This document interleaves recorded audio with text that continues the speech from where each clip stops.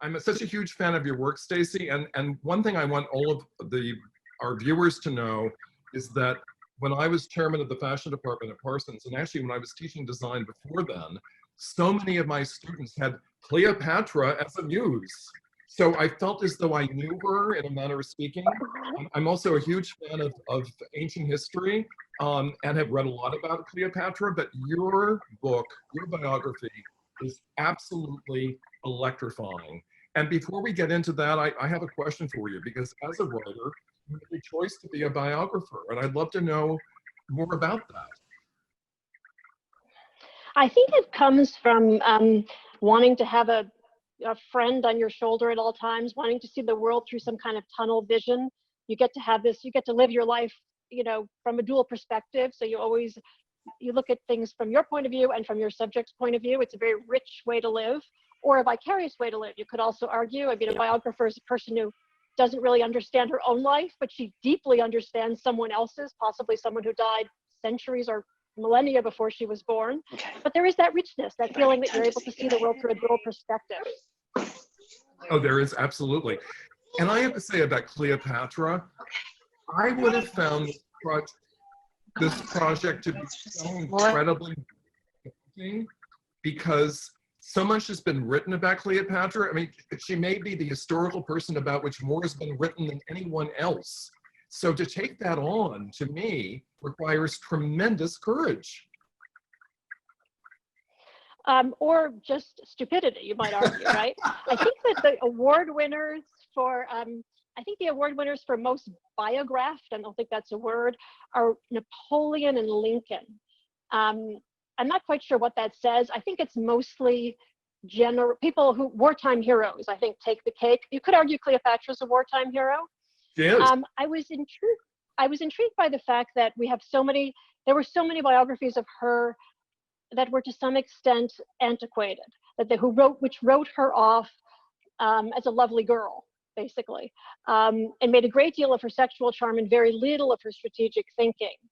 But yes, it's sheer idiocy to plunge into those waters. And I apologized during the 4 or 5 years I was writing the book for what I was doing. I was living in the North reading room at the New York at the NYPL, and I could barely say aloud what I was working on. Well, I have to say, you bring Cleopatra to life. Reading Cleopatra, and I've read the biography twice, I feel as though she's in the room with me. On the one hand, she's aggrandized. On the other hand, she's humanized.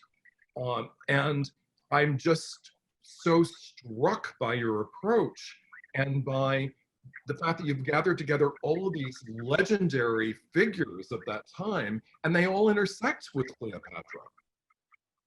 It's kind of astonishing, isn't it? Especially the Herod piece. I mean, one forgets about who was actually who was in power, how the lives one leads, how the torch is passed from one to the next. Cicero, for me, was was a help and a hindrance. Cicero and Cleopatra have a very brief relationship when she's in Rome with Caesar. And Cicero is the most quotable person, I think, in history. I mean, he's just irresistible. But before that very reason, he has a tendency to kind of steal the narrative. So you start reading Cicero, and the next thing you know, you're rerouted. You're sort of writing about Cicero. But he was such a good guide to the time and the place, and especially to the Roman prejudice against the Greek world, women, the Egyptians. It was such a perfect culture clash, and that's totally exemplified in all of his work. But you go down that rabbit hole, and you come out quite a long while later, because it's so fabulous to read him. And also because he's so well documented when Cleopatra wasn't. Yes, you're absolutely right. And reading your biography, Cicero wanted to be the greatest, grandest person in the room. And in many ways, Cleopatra eclipsed him, and it really grated on him. I think it grated on him for so many reasons, but in brief, a woman who had a better library than he did was really the sticking point. I mean, how dare this? And also, there's a wonderful problem with Cicero. There's a crossing of swords, because he essentially asks to borrow a book from the Great Library. We're not really sure where the scroll would have come from, and Cleopatra never delivers. And I mean, this is a lesson to all of us to remember to, make good on our promises when returning books to people and borrowing books from people. He never forgives her, and it's for that offense that she goes down in history as having greatly disappointed Cicero. He detested her. You can feel him getting angry on the page. You can feel him boiling about the detested queen. She's gone back to Egypt now. Good riddance. And I have to ask you, because I asked myself this question while reading the book, do you think that Cleopatra just forgot, or was that an intentional slight? She was such a strategic thinker. It's hard to think that a small errand like that would have been something that, knowing his importance and given how many people were surely part of her retinue while in Rome, it's very hard to believe that just fell through the cracks. But one never knows. Maybe the message got mangled. I actually never really thought about it. I don't think it's something she would have done intentionally. For the most part, she was so exquisitely attuned to how to ingratiate, how to give people what they wanted, how to adapt herself to anyone in conversation. And I think she would have been shrewd enough to think, this is someone whom I need on my side. That's good to know. And may I ask you to share with us the profound differences between Cleopatra's Alexandria and Julius Caesar's Rome? It took me a long time to realize that when we think of Rome, we think of a city of brilliant monuments and a city of marble. In Cleopatra's day, the center of civilization was Alexandria. Alexandria was the city of learning, the center of civilization, the place you went if you wanted a doctor, if you wanted a tutor for your children, you hoped that person came from Alexandria. If you wanted a dog trainer, if you wanted a craftsman, you looked to Alexandria. It was a gleaming, suffused city with just gleaming marble, with this enormous 90-foot boulevard down the middle of it, which 8 chariots could drive down at once, with extraordinary mosaics and every kind of opulence. Rome at the time is a provincial, muddy backwater. There's no monumental Rome yet at this moment. It's really still a very primitive town.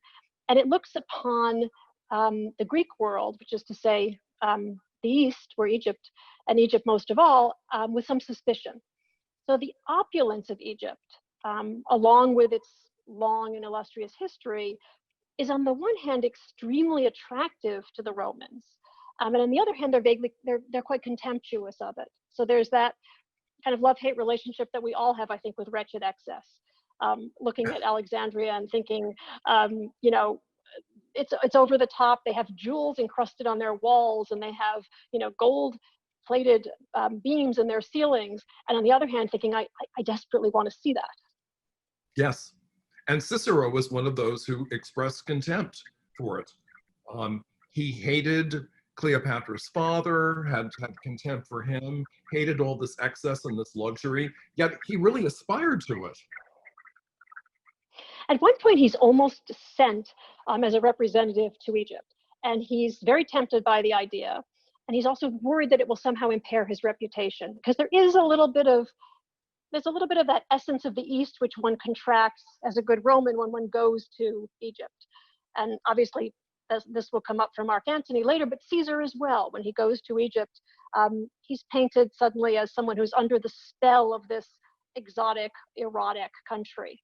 So there is that love-hate relationship again, that feeling that on the one hand, you want desperately to explore this ancient realm, and on the other hand, you better steer clear of it because it's the land of traps and of women and their deceptive wiles. Yes.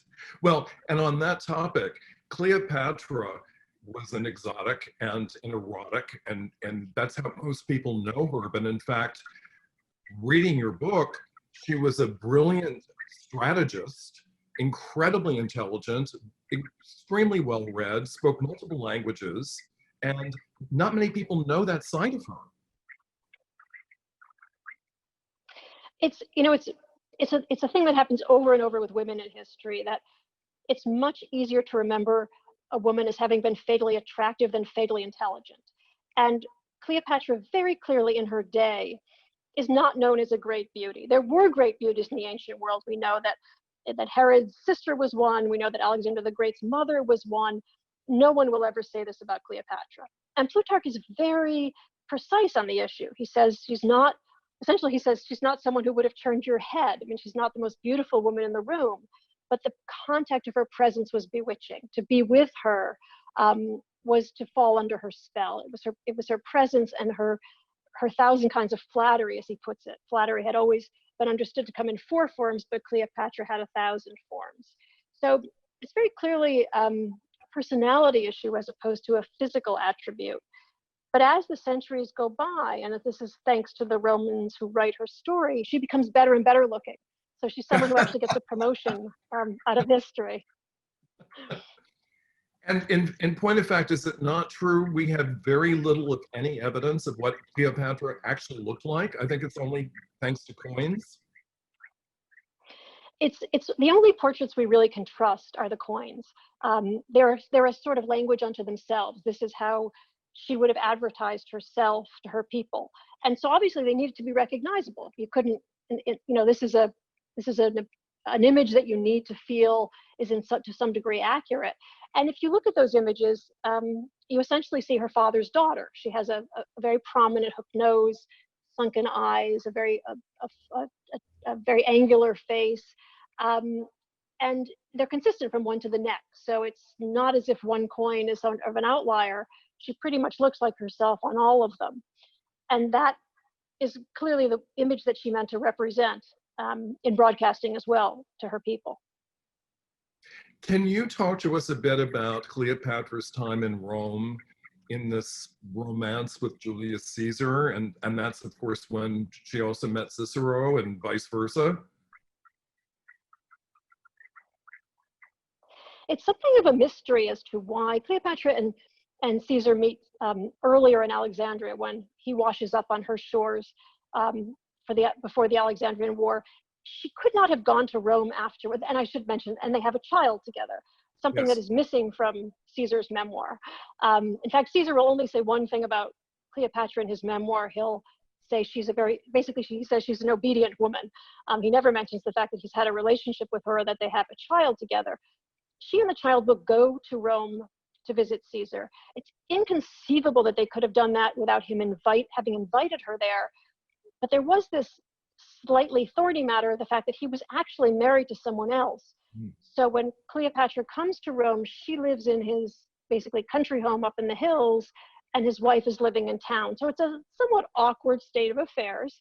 Cleopatra was not an inconspicuous presence. We don't know who she took with her precisely, but we know that when her father was in Rome, he tended to move around town with 100 swordsmen and carried on a litter with quite a retinue. So it's unlikely that Cleopatra was herself invisible in Rome.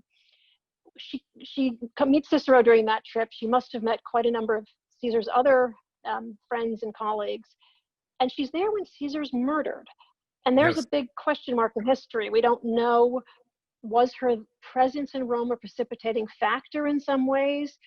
Certainly, Caesar had brought a sense of the East, many of the improvements of the East, many of the things he'd loved in Alexandria back to Rome.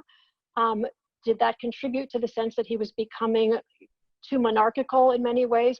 Almost certainly. But there's nothing on the record in terms of, and Cicero would have been the first to mention it, Cleopatra having really contributed to Caesar's death. After his murder, she beats a very hasty getaway and goes back to Alexandria, which was not an easy trip to make, but she clearly leaves town very quickly. Yes. This is a spontaneous question, just based on what you're informing us about. How did you conduct this research? Very painfully. But there's a good example. How do you you're Cleopatra, you're in Alexandria. Caesar invites you to Rome. How do you, if you are a extremely rich and careful dynast, how do you safely cross the Mediterranean? And for that, I really had no answer. I went to Roger Bagnall, the great Hellenistic scholar, and said, how would you do this? And he said, basically, I haven't the foggiest idea.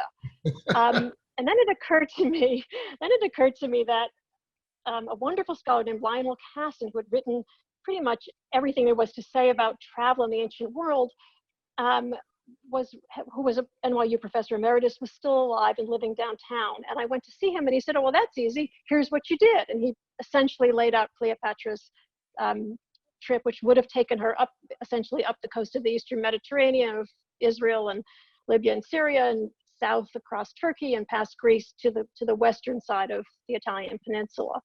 So there's your answer. By luck is the answer. Well, no, steadfastness and determination. Asking a lot of really, or asking a lot of seemingly obvious questions. So how did Mark Antony come into the whole picture? So after Caesar's murder, there is a free-for-all, essentially, among Roman generals, among among Caesar's adopted son and various other people, for Caesar's mantle. One of those pretenders, one of those people is Mark Antony, who at this point is a extremely, ridiculously handsome, relatively accomplished, very charismatic soldier who has all of Caesar's charm and none of his self-control, who's something of the bad boy of Rome. He's, I think the way you would put it is kind of good living, great parties, bad women. You know, there's a lot of roistering around town on Mark Antony's part. And Mark Antony is the person who ultimately will, in a set of various alliances, be assigned the East. So he becomes the person to whom Cleopatra, as a sort of client queen, should report. And he will summon Cleopatra in what we know is the famous, from what we know from Shakespeare, is the famous trip to Tarsus, to meet him, essentially to check in with him, which is the trip that she makes up the river in the indelible trip that Shakespeare gives us, which he's taken completely from Plutarch, I might add, to meet Mark Antony, to whom she really essentially needs to report, but whom she ultimately seduces. And in your view, is that a political seduction, or is it one of eroticism, or is it both? Well, as Plutarch says about a different relationship, the interests very beautifully align in this respect. You could ask the same question, I suppose, about Caesar. Cleopatra has this remarkable ability to have children with the right men at the right time. So she has a son with Caesar, essentially gets pregnant during the course of the Alexandrian War, the only child whom Caesar will sire. And then she'll go on to have 3 children with Mark Antony, also at a very convenient time. So you could say that's very shrewd strategy. Mark Antony was a somewhat irresistible man. It's very difficult to parse what really is going on there. There are various clues that indicate that she wanted to spend as much time with him as possible, whether that's because she felt that she couldn't let him out of her sight, because she couldn't trust him, because he had Egypt's interests at stake, or whether that was because of affection. It's very difficult to find out. There's clearly a sexual relationship that gets interrupted at one point and then which resumes. And at the end of her life, the two of them obviously will die at nearly the same time. There does seem to be a real mourning process for Mark Antony, but it's impossible. Short answer is it's impossible to answer the question. No, I understand that. But your description of Cleopatra taking Mark Antony to the morgue and then onto the burial site, and the breast pounding and the wounds that she inflicted upon herself in this state of apoplexy was just both enthralling and just horrifying. I mean, she fell apart. It's really hard to write about the death of Cleopatra and Mark Antony, because we have 2 accounts. We have Dio and we have Plutarch, and they're irreconcilable. So it took me a long time to figure out, well, how do you treat those last scenes? And then I realized that you just basically make her die twice, that you have her die in Plutarch and then you have her die 2 different ways. But there is some, and in both of them, there's a difference with Mark Antony. Mark Antony attempts to stab himself. This is when the two of them realize that they haven't a chance, that Octavian is closing in on them, they'll be taken prisoner. And by one account, Cleopatra has been, which is not unusual in Roman accounts, treacherous, and has sent word to Mark Antony that she's dead. And it's at that point that he decides he's going to kill himself. And in typical, to answer your question about what Mark Antony was like, typical Mark Antony fashion, he tries to get his servant, who was assigned the job of killing him, to kill him, and the servant instead kills himself. And then Mark Antony attempts to stab himself and doesn't succeed.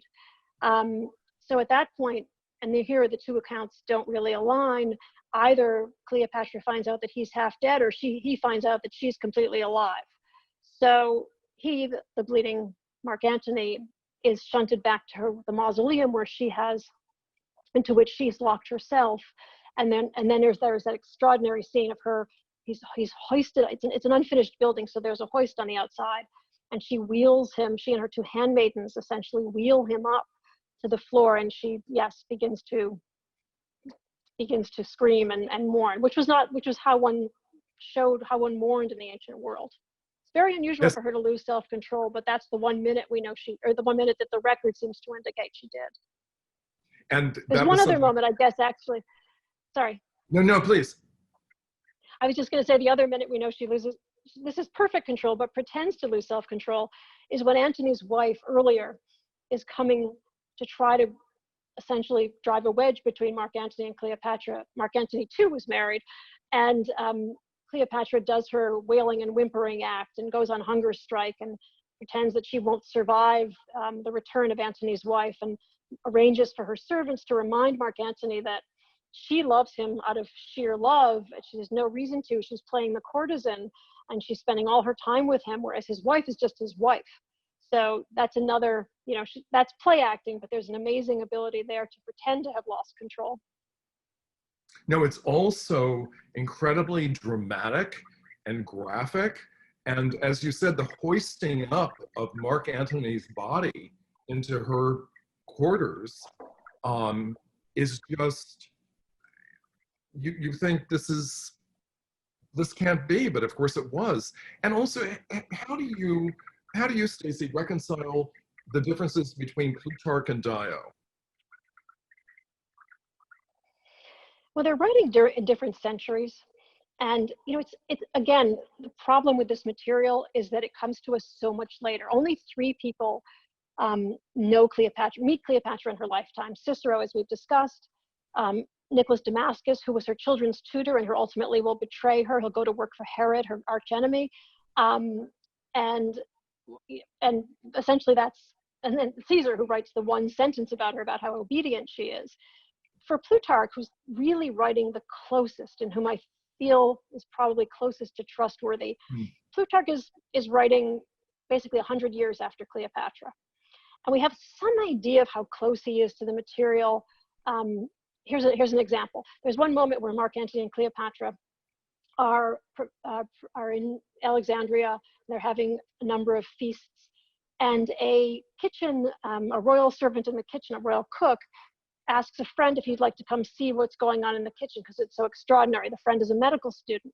So he invites this medical student into the royal kitchen to witness this extraordinary scene of people screaming and swearing and everyone running in 12 directions and massive amounts of food being prepared and 8 wild boars roasting. And the medical student says, oh my gosh, how many people are coming to dinner tonight? This is extraordinary. And the royal cook responds, oh, no, only 12.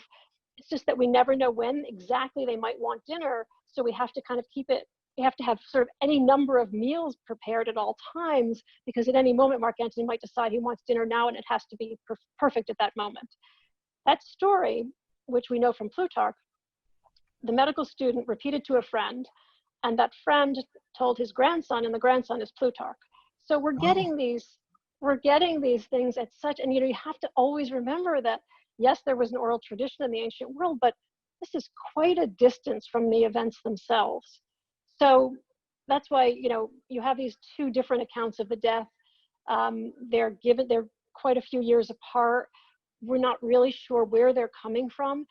but you can almost always, if you look at the sources, you can almost always be certain that anything that's written in Latin or for Octavian, who becomes Augustus, is going to be much more censorious of Cleopatra, is going to be much more disapproving of Cleopatra than anything that was written by someone who was thinking in Greek or writing in Greek, or who had known the Egyptians, or who had set foot in Egypt even. Yes. It's a very tendentious record, yeah. Yeah, and the writings in many ways are a game of telephone.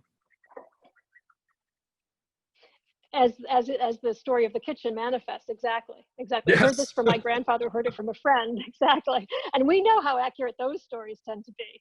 But there is that animus that begins to creep in once after Augustus, with all the accounts. These are being written to please a Roman ruler. These are being written to shame a woman. And largely, these are being written to aggrandize Cleopatra. And that's where her story is so different from that of so many women in history, because she has to become a worthy opponent. She has to become someone whom Octavian, vanquishes fair and square. She can't just be a girl. So Right. She has to be this outsized creature. And they really emphasize her importance. And there we begin to get the myth of Cleopatra even after her death, where the Romans don't reduce her to nothingness. They actually really emphasize, they begin to speak about her in hyperbolic terms, and to make her more of a seductress, more sexual than she ever was in her lifetime. Oh, is that true? More sexual. More sexual, because part of the beauty of the Mark Antony liaison is that she has seduced this weak man. So for her to have to seduce Mark Antony, she has to be somewhat more sexual, and he has to be somewhat more frail or more feeble-minded. And so she becomes the great vixen to some extent, or the wickedest woman in the world, as she's once referred to. Yes, yes. I read something very interesting that you can either confirm or refute, which is that you intentionally never saw the Elizabeth Taylor Cleopatra movie. It's so embarrassing. I've still not seen it. Do you want to watch tonight? I'd love to. Okay. But you said you were afraid you might write a biography of Elizabeth Taylor. I would still like to write a biography of Elizabeth Taylor. No, I was afraid that the visuals would stay too much. I was trying to remain pure visually. And it's just so hard to unthink some of those outfits once you've seen them, and the headdresses and the lilac eyes. I just was afraid that it was going to interfere with what I was getting visually from the page. I mean, we do know a certain amount about what Cleopatra wore, and it doesn't really have any bearing. It doesn't really have much to do with what Elizabeth Taylor wore. So I was just trying to keep the two apart, and then I just never got around to it. But now I have a good excuse in quarantine, right? How about Shakespeare? Have you seen Antony and Cleopatra, and what are your views of that? Yes, I think I pretty much did read everything, even if I didn't see everything. It's such an interesting play.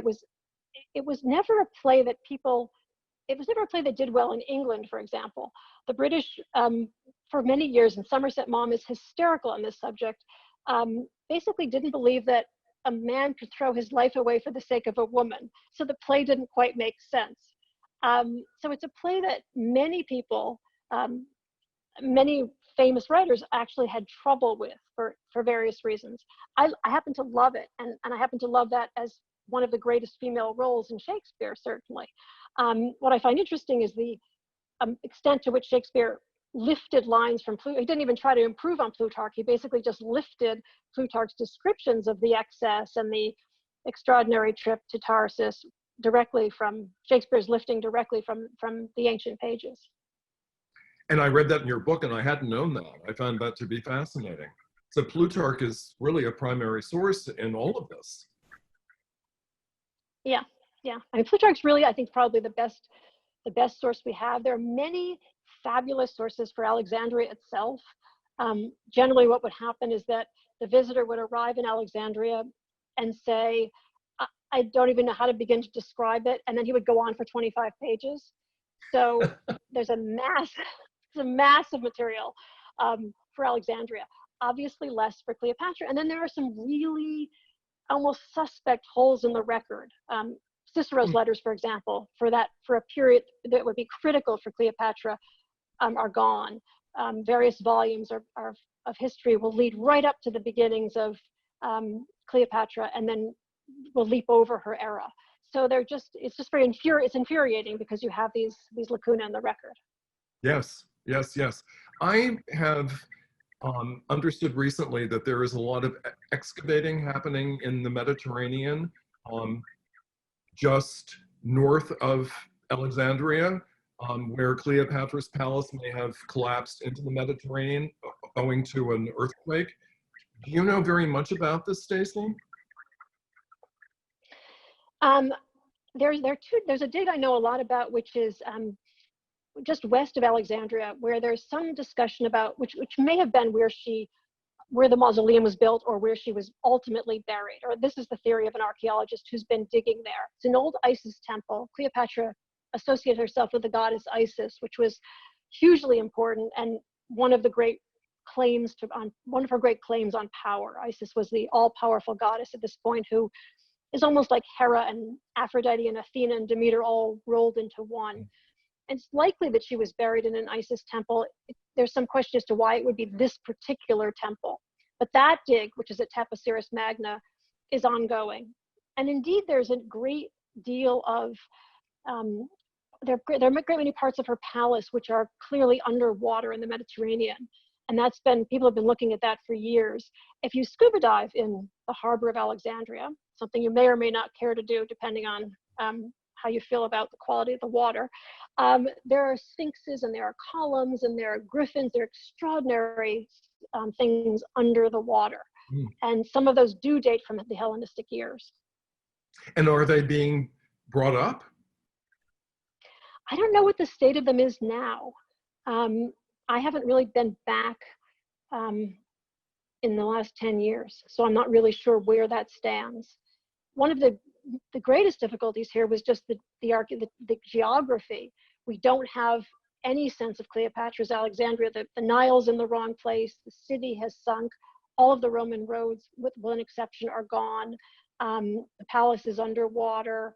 None of the landmarks really are the same. The moon is in the same place. The moon looks the same way and the sunrise looks the same way. And otherwise, other than sitting in the harbor and looking out at things, it's very difficult to get a sense of what she saw, Yes. and obviously what the structures looked like. It complicates matters tremendously. Stacy, you debunk a lot of myths in your biography. What fascinated me the most was Cleopatra's death, because it was not as I understood it, and that's largely thanks to Shakespeare. You mean you wanted the snake to be real, right? Yes. We all do. I know, I hate that. But it's much more realistic. How you portray it is much more believable. Well, I know, but that's snake. Cleopatra, when Cleopatra dies, word is sent. She sends word to Octavian, who's at this point in Alexandria, hoping to round her up and take her back, essentially as a war trophy to Rome, which is why she doesn't want to continue living. She sends word to Octavian, and he realizes that she's killed herself, and has his men runs to her mausoleum and finds her dead. He at that point sends for these snake charmers who were known to be able to extract snake poison from a victim. He has no reason to think it was a snake, but he makes that gesture. Needless to say, they don't succeed. But at that point, I think we all get a little derailed. That the implication there is that it may have been by snake poison. No one in the ancient world ever said it was a snake, and even Plutarch says, I have my doubts that it could have been by snake bite. And when you think about it, Cleopatra and her two ladies in waiting all die that day. Yes. And no snake could have been relied upon to bite all three women. Cleopatra is a woman of immense stagecraft. There's no way she would have left her death to something as unreliable as a snake. Yeah. And apparently, a snake did a lot of research on this. Apparently a snake could not have delivered 3 bites to the 3 women, nor were there any convulsions at the end, which would have indicated snake bite. But the idea of a woman and a snake especially an evil woman and a snake, goes back a long way, and it goes a long way. Oh, So indeed it does. it's been very hard, I think, for us to disentangle. Also, it helped that a snake was the symbol of Egypt, and it would have been a very neat end for her, in fact, to have died by snake bite. But I think it's very hard for us to disentangle those symbols. It makes for great art. I mean, think of all those, great pictures of Cleopatra with a snake coiled around her.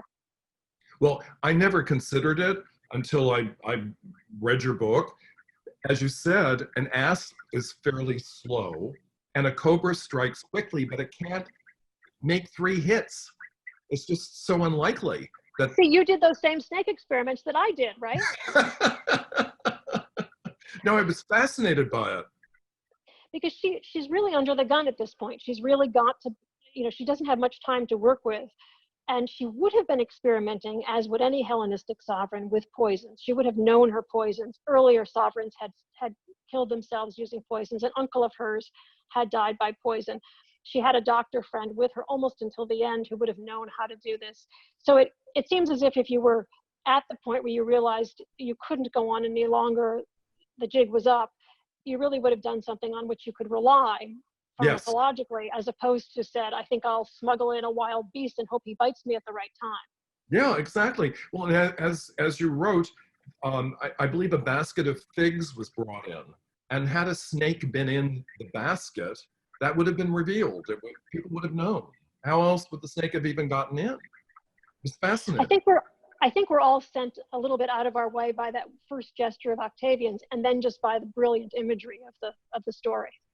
Yes. Well, and I was actually happy. I didn't know about Octavian and bringing in, I think they were Libyan individuals who were sucking on Cleopatra's wounds, ostensibly. I had never heard that story either, but then Octavian's people said, no, there's no poison from snake bites at all. So that would rule that out. There's also the question of whether Octavian allowed her to encouraged her, I should say, to kill herself at this point. Because there was on the one hand, it would have been lovely to take her back to Rome as a trophy of war. And on the other hand, it would have been a little complicated. She had a son with Caesar. Caesar's name still went a long way. How to present this woman in a procession in Alexandria without either people feeling sorry for her in some way or people feeling that you had overstepped your bounds. It was a little uncomfortable. So there may have been a reason for him to have, in fact, allowed her to kill herself to alleviate any discomfort at his end with what to do with her at that point. So it would have been a very awkward prisoner of war. Yes, and extremely awkward for her. Her sister, remember, had walked in a procession in Rome, and she elicited much more sympathy than anyone had suspected was going to happen. So I think that may too have figured into Octavian's thinking somewhere. It's all extremely fascinating.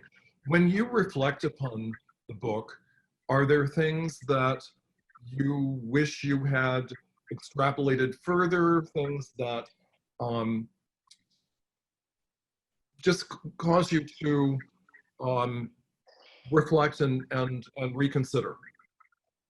There were so many things where you just, and this is always the case in writing history, the things you just can't pin down. Who was the mother of Ben Franklin's son? We'll never know. Was Cleopatra truly in love with Julius Caesar, with whom she had the entire world in common in many ways? We'll actually never know. So those were infuriating. On the other hand, there were things that came as great gifts. For example, how a woman was educated, or how anyone was educated in the classical world. And we have so much information on that front that I somehow ended up with a childhood for Cleopatra for whom we otherwise wouldn't have a childhood. So there were things there which didn't require extrapolation, because no highborn man or woman, no highborn girl or boy would ever have been educated any other way. It was a completely traditional, standardized education across the board. You read the same books, you read them the same way, you learned to declaim, you had a rhetoric tutor, you declaimed according to certain very standard gestures. So the lovely part there was no extrapolation necessary, and I hadn't counted on that. And as you say, Cleopatra's education was extraordinary, as was the educational resources of Alexandria. Well, you made the good point that I forgot. She spoke 9 languages, which neither Caesar nor Antony nor Cicero could have said. No, never possibly. It just an extraordinary person. So any of you who have not read Cleopatra, Stacy Schiff's Cleopatra, this is one of the most electrifying books in the entire world. And you will be rapt and addicted. So Stacy, we have some questions. You are most kind. Oh no, please. I feel so fortunate to be in your presence and to be able to have this conversation. Okay, let me see. Okay, so in response to the exchange about the Liz Taylor movie, Elizabeth Taylor, what exactly did Cleopatra wear? For the most part, something so much simpler than Elizabeth Taylor would ever have considered. For the most part, a very simple tunic, usually in a very vibrant color, generally either linen or Chinese silk, and over that, floor length, and over that a mantle of some probably more transparent fabric, so you would have seen the one color through the other. Jeweled sandals with patterned bottoms, and the sandals, this is my favorite part, the sandals were very often scented with oils and things, so they smelled terrific. And when she was in a ceremonial role, obviously the full regalia, something a little closer to Elizabeth Taylor, but for the most part, very simple Greek-fitting tunics. Yes. As on the cover of the book. Yes, exactly. And the jewels in the hair, all woven in, quite extraordinary.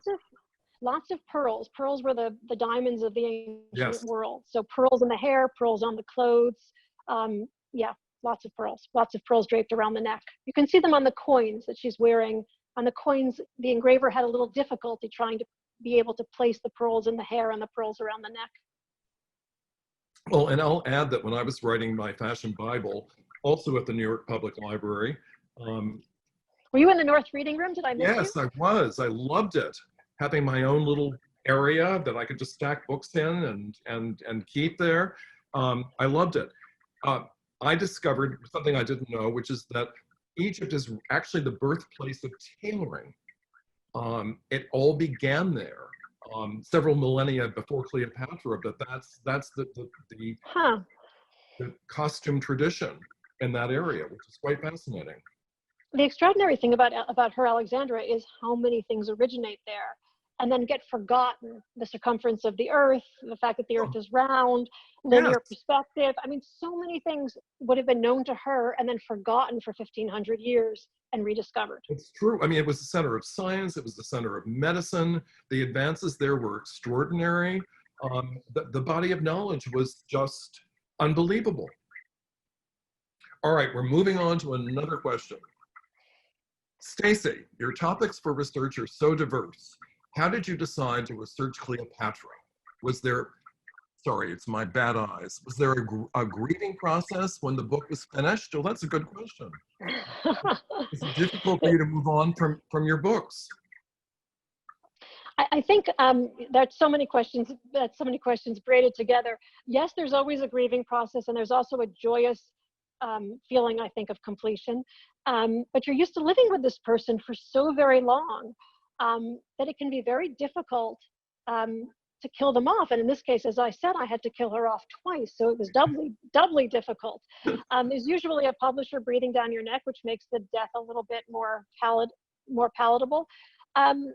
It had occurred to me that I'd been thinking a lot about women in power, which is where this book came from initially, and why is that intersection between women in power so dangerous? Why is a woman who's intelligent so much more threatening than a woman who's attractive? Why is everything sexualized in order to dismiss a woman? And it occurred to me that there were basically 3 ways that women became famous in history. There's disability, and then there's death, and then there's delusional. So, Florence Nightingale on the delusional front. I mean, Joan of Arc, any of these people. Helen Keller for the disability, Amelia Earhart for the death. And that Cleopatra was the sort of, champion on the last one in terms of the death scene. I had thought of doing it before I wrote a book on Ben Franklin. Two people who have a lot in common, right? Ben Franklin and Cleopatra. And I couldn't figure out how to do it. And then slowly, and it was again looking at Plutarch again, it occurred to me that there was probably a way to do it. And it took me a long time to realize there was a relatively traditional way to do it. I think initially I thought it was going to be a book of just short scenes of Cleopatra's life. And then as I spent more and more time in the North Reading Room, I began to see that you could tell it somewhat traditionally. Oh no, it's such a beautiful, powerful narrative. Not short scenes at all. Do you see a sinuous thread through your various biographies, because they are diverse? No. Okay. I'm sure. But if someone could come up with a unified theory, I'd be really grateful. Well, I was trying to, and I couldn't either. So I'm happy to. I think one of them, I think they often respond to the previous one. I mean, I think there was something about the monumental amount of research that Ben Franklin took that made me think that a book that had actually almost no sources was going to be an attractive proposition. You know, you fall under the spell of someone or some set of documents, and you desperately hope that your reader might want to go on that adventure with you. Well, this reader did. That's for certain. All right, here's another question. Have you been reading anything during quarantine that's been giving you any hope or relief? Can we separate hope and relief? Yes. Hope no. So please help. Relief, yes. Largely fiction. Love in the Time of Cholera, which I think I maybe read when it came out, but it was absolutely the most sumptuous novel I have read in ages. Just shimmering on every level, sensuous on every level, so fabulous. So I would say Garcia Marquez. The new Paulette Giles book, Simon the Fiddler, which anyone who read the News of the World, is that the previous one, would love. What else did I read recently? Fiction is the answer. I've just been sort of wallowing in fiction. I've been wallowing in books about ancient Rome, just because I see so many corollaries. So have you read something fabulous? Absolutely. In particular, now it's escaping me. Actually, I have Octavius, his biography next to my bed upstairs. So I'm reading that right now. And so you really are going to be stuck in the ancient world for a while, just to escape our present predicament. Yes, I am. Though I do worry about the fall of ancient Rome and the possible corollary. We have another question. Can you describe what it would have been like as a guest at one of Cleopatra's parties?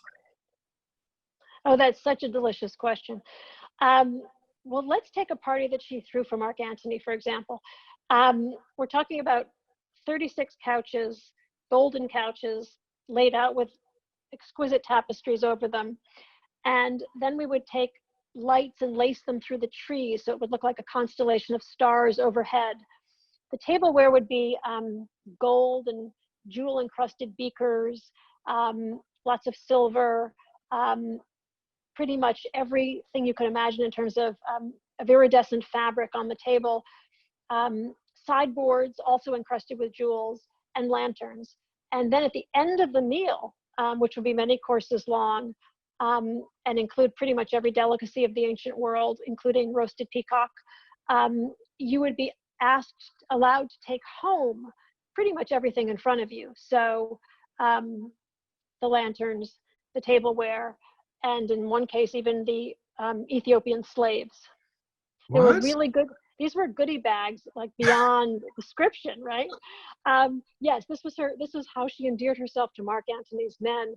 And then the beauty of this, and this is Cleopatra in a nutshell, after she had laid out this extraordinary feast, which, needless to say, left any Roman beyond words, yes, she would apologize for having been in such a hurry and say, but I'll do better next time. And then, of course, at the next meal, she managed to lay out several feet worth of roses on the floor. So many, it was like, I think I calculated it was what 6 doctors would have made in a year worth of roses on the floor. So the fragrance alone must have been just overpowering. But I think the answer to the question is just a complete thrill to every sense, and then a lingering gift afterwards. I'm awestruck. I know you write about this in the book, but hearing it from your own words now, it really I hope I'm giving you entertaining tips right now. Back when we go back to entertaining, that is. I can't afford any of them. So, Stacy, in your opinion, what's Cleopatra's lasting legacy?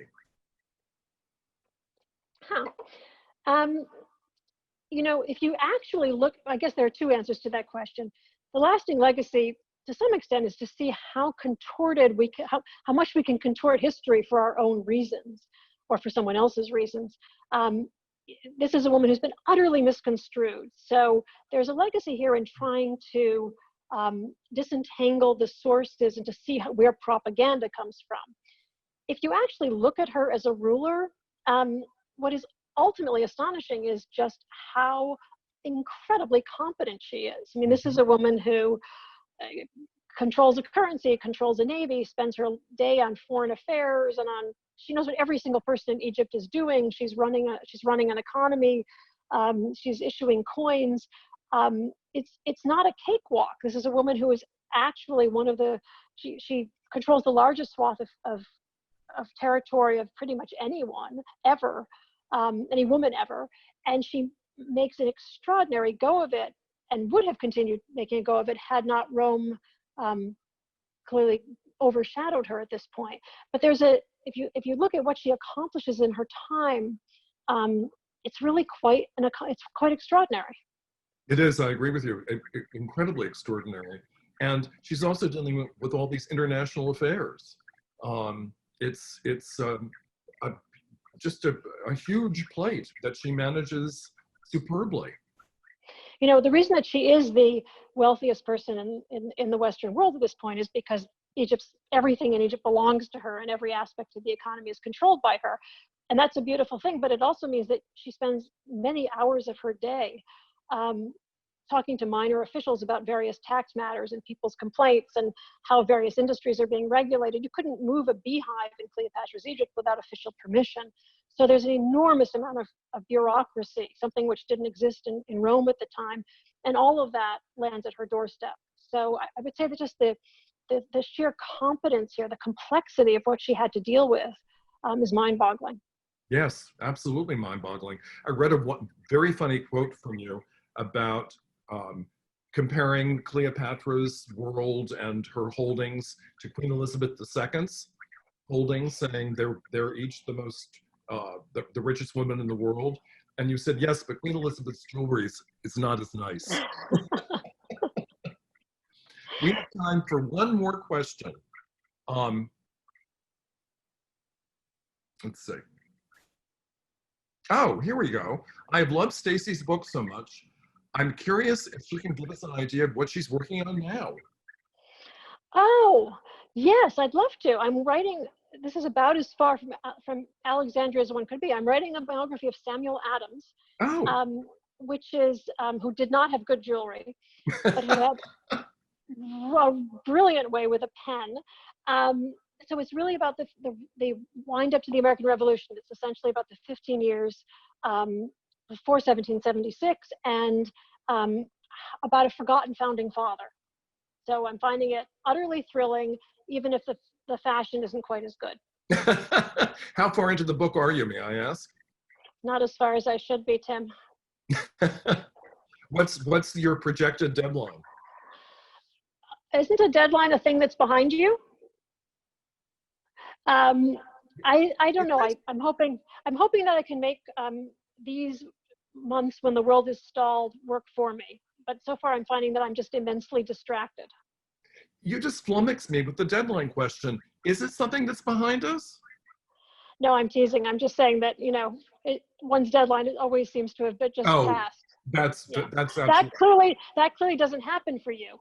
Oh no, it happens for me all the time. All the time. I'm a terrible procrastinator, and I can be an ostrich, to be perfectly honest. Stacy, a little ostrich might be good for me right now. Thank you so much, Tim. I want to thank you profusely. This has been enormous fun and an incredible learning curve for me, and I'm sure for everyone else. And I want to wish the New York Public Library happy 125th anniversary. It's quite thrilling. On Saturday. Thank you so much, Tim, for doing this. I want to do it again. I'm yours. Wonderful. Happy anniversary, library. Yes, thank you.